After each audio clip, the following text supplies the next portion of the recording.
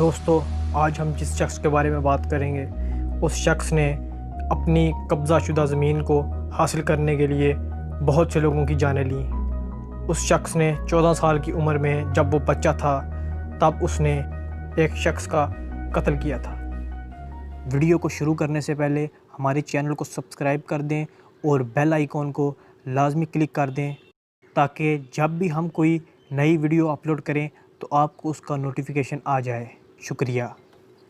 آج ہم بات کریں گے سردار ہمایوں ڈوگر کی۔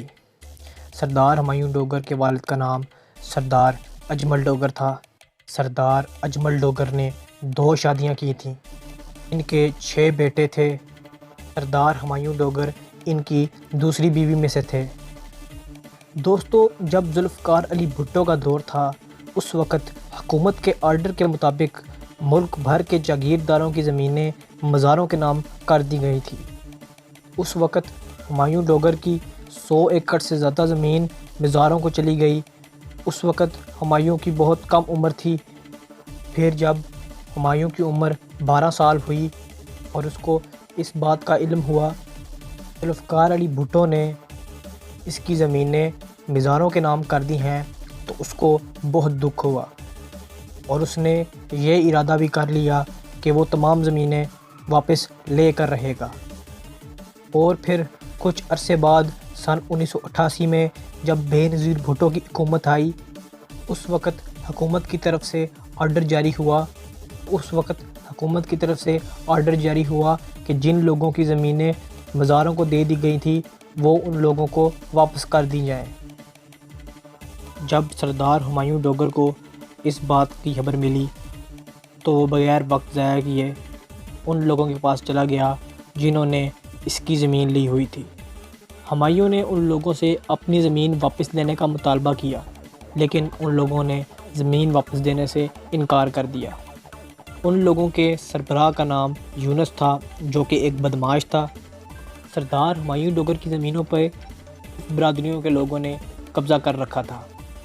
یونس نے ان تمام لوگوں کو اکٹھا کیا اور سردار ہمایوں ڈوگر کے والد سردار اجمل ڈوگر کو قتل کرنے کا پلان بنایا۔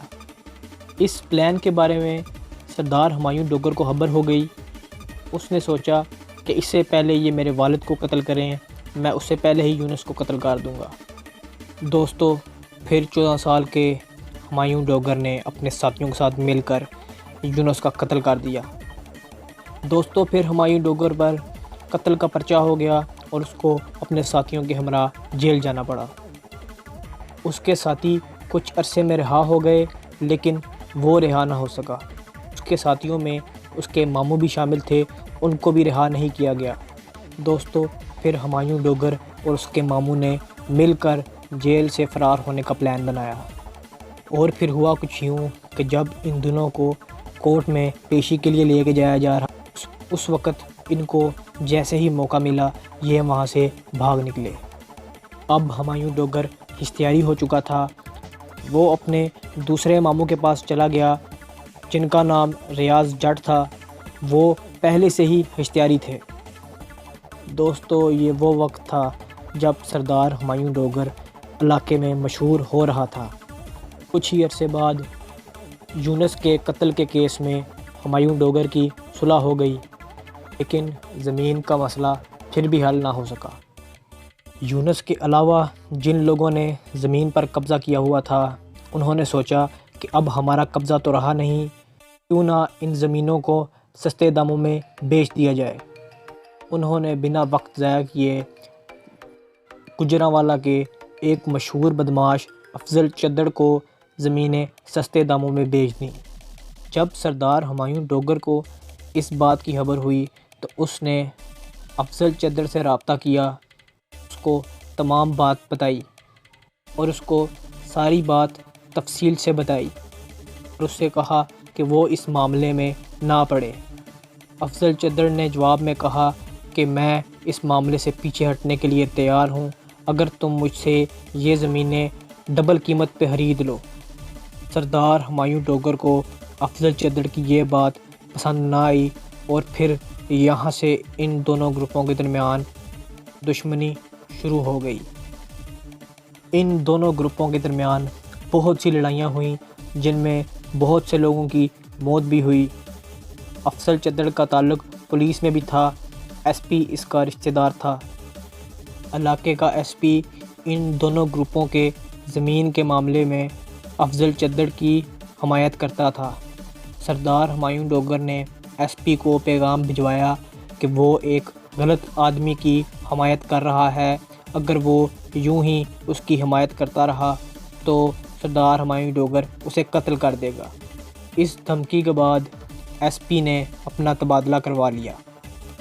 ہمایوں ڈوگر کا ایک بھائی جو بدماشی لائن اور قتل و غارت سے بہت دور تھا، اس نے اپنے بھائی ہمایوں ڈوگر سے کہا کہ قتل و غارت کرنے کا کوئی فائدہ نہیں، ہم زمینیں حاصل کریں گے لیکن قانونی طریقے سے۔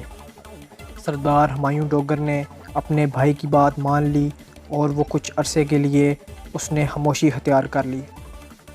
دوستو، پھر کچھ عرصے بعد افضل چدر اپنے ساتھیوں کے ہمراہ اس زمین پر پہنچا اور آ کر اس زمین پر قبضہ کر لیا۔ جب اس بات کی خبر سردار ہمایوں ڈوگر کے چھوٹے بھائی ظفر ڈوگر عرف رفری ڈوگر کو پتہ چلی تو وہ اپنے ایک ساتھی کے ساتھ ان زمینوں پر پہنچ گیا اور افضل چدر کو قبضہ کرنے سے روکنے لگا۔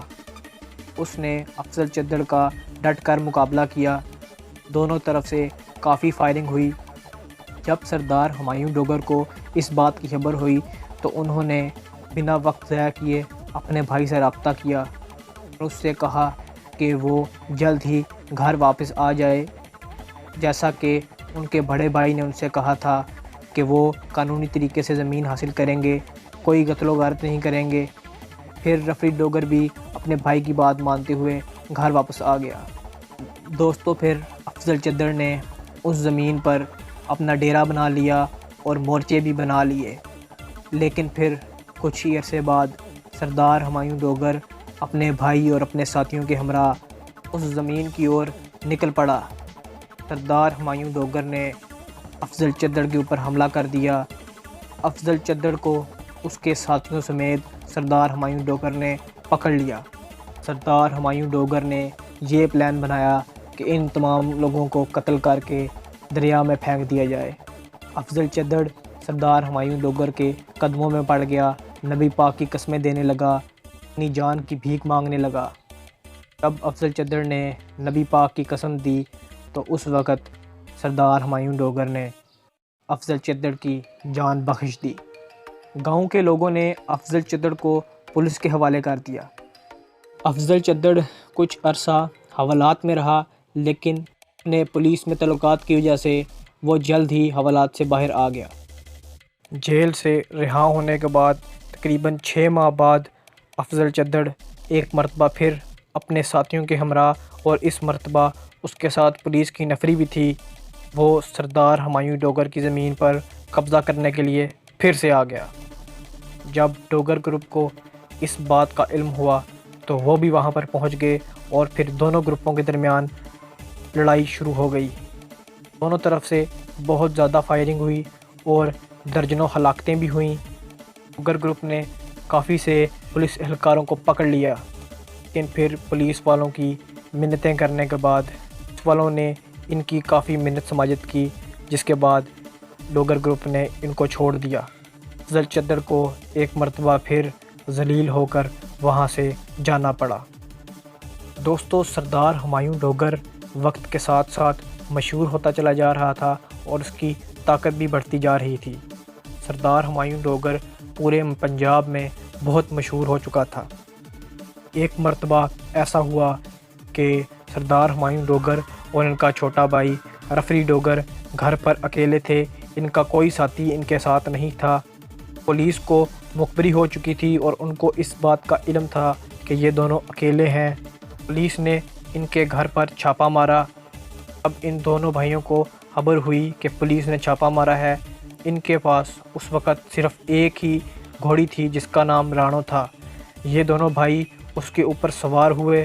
سردار ہمایوں ڈوگر گھوڑی کو دوڑا رہے تھے، جبکہ رفری ڈوگر پیچھے کی طرف منہ کر کے فائرنگ کر رہے تھے۔ جب یہ دونوں بھائی فرار ہو رہے تھے، اس وقت راستے میں ریلوے لائن آ گئی۔ اس وقت سردار ہمایوں ڈوگر نے اپنی آنکھیں بند کر کے نعرہ حیدری لگایا اور گھوڑی نے ایسی چھلانگ لگائی کہ وہ پٹری کو پار کر گئی۔ یہ دونوں بھائی فرار ہونے میں کامیاب ہو گئے۔ دوستو، افضل چدر نے سردار ہمایوں ڈوگر کو قتل کرنے کا منصوبہ بھی بنایا۔ ہوا کچھ یوں، سردار ہمایوں ڈوگر اپنے بڑے اچھے دوست حبیب اللہ انصاری کے ساتھ ڈیرے پر بیٹھے ہوئے تھے۔ اچانک وہاں پر افضل چدر نے اپنے ساتھیوں کے ہمراہ حملہ کر دیا۔ وہاں پر فائرنگ کے دوران گولیاں حبیب انصاری کو لگ گئیں، جس سے وہ ہلاک ہو گیا، لیکن سردار ہمایوں ڈوگر وہاں سے بھاگ نکلا۔ حبیب انصاری کے قتل کا پرچہ افضل چدر پر ہوا اور وہ جیل چلا گیا۔ پھر کچھ ہی دنوں بعد پولیس نے چھاپہ مارا اور پولیس نے رفری ڈوگر کو بھی پکڑ لیا۔ دوستو، افضل چدر کو سزائے موت سنا دی گئی اور رفری ڈوگر کچھ عرصہ جیل میں رہنے کے بعد رہا ہو گیا۔ افضل چدر کی سزائے موت عمر قید میں تبدیل ہو گئی۔ وہ اپنی سزا پوری کرنے کے بعد جیل سے باہر آ گیا، لیکن جب وہ باہر آیا اس وقت بہت دیر ہو چکی تھی۔ سردار ہمایوں ڈوگر پورے پنجاب میں مشہور ہو چکا تھا، وہ بہت زیادہ پاورفل ہو چکا تھا۔ سردار ہمایوں ڈوگر کے تعلقات علاقے کے بڑے بڑے سیاستدانوں سے تھے۔ افضل چدر نے زمینوں کے چکر میں پھر تھانے جا کر درخواست دی۔ وہاں کے ایس ایچ او نے کہا کہ اگر تمہارے پاس زمین کے کاغذات ہیں میں تمہیں زمین کی ملکیت سونپ دوں گا۔ افضل چدر کے پاس زمین کے کاغذات نہیں تھے، وہ وہاں سے منہ لپیٹ کر واپس چلا گیا۔ سردار ہمایوں ڈوگر نے دشمنیاں بہت کم کر دی ہوئی تھیں۔ 20 سال اشتیاری رہنے کے بعد سردار ہمایوں ڈوگر نے اپنے آپ کو پولیس کے حوالے کر دیا۔ جیل جانے سے پہلے سردار ہمایوں ڈوگر پر بہت سے مقدمات درج تھے، لیکن جب وہ اپنی سزا کاٹ کر جیل سے واپس آئے تو ان پر کوئی بھی مقدمات درج نہیں تھا۔ دوستو، اگر آپ کو آج کی یہ ویڈیو پسند آئی ہے تو ویڈیو کو لائک کر دیں اور شیئر کریں اور ہمارے چینل کو لازمی سبسکرائب کریں۔ اسی کے ساتھ اپنا بہت سارا خیال رکھیں۔ اللہ حافظ۔